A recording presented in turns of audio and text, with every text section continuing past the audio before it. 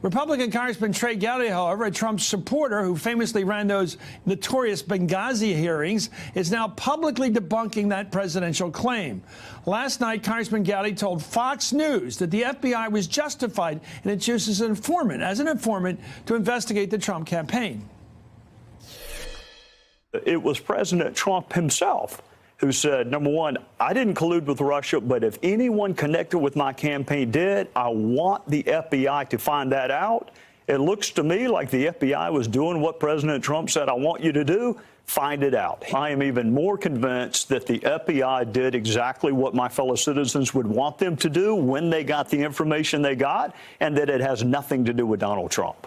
Well, South Carolina Congressman Gowdy is one of several lawmakers out there who met with top Justice Department and intelligence officials just 6 days ago to review those classified materials about the FBI's use of a confidential source. And this morning, Congressman Gowdy went a step further in dismantling President Trump's claim of spying. Was there a spy? That is not a term I've ever used in the criminal justice system. Undercover, informant, confidential informant, those are all words I'm familiar with. I've never heard the term spy used. So when the president says Spygate, that's not there was no spy inserted into the campaign. Have you seen any evidence of that? I have not. That's an espionage term. That's not a law enforcement term.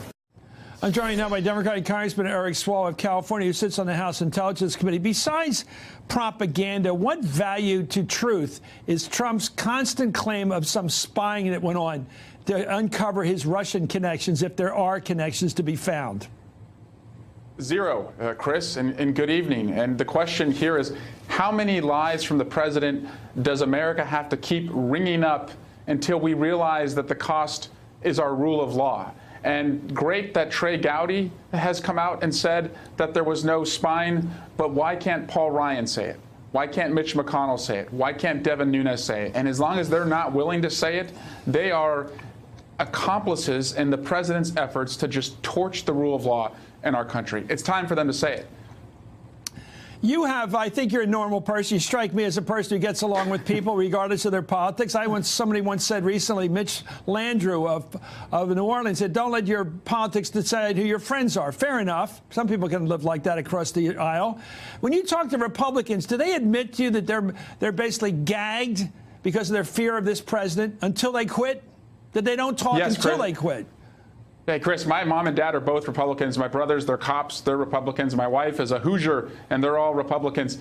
I've worked well with Republicans, and I wrote a bill right after the interference campaign that some Republicans signed on to have an independent commission. And I remember one Republican on the Intelligence Committee telling me that this person had gone against President Trump when he was a candidate and can't afford now to stick their neck out because it might be lopped off. And that's what I've heard, is it's either fear, or there are some of them who just see a president who's willing to dismantle health care and give tax cuts away to the wealthiest, and why not look the other way and allow them to do this? But a lot of it's fear. Their loyalty to the truth ends when it comes to Trump.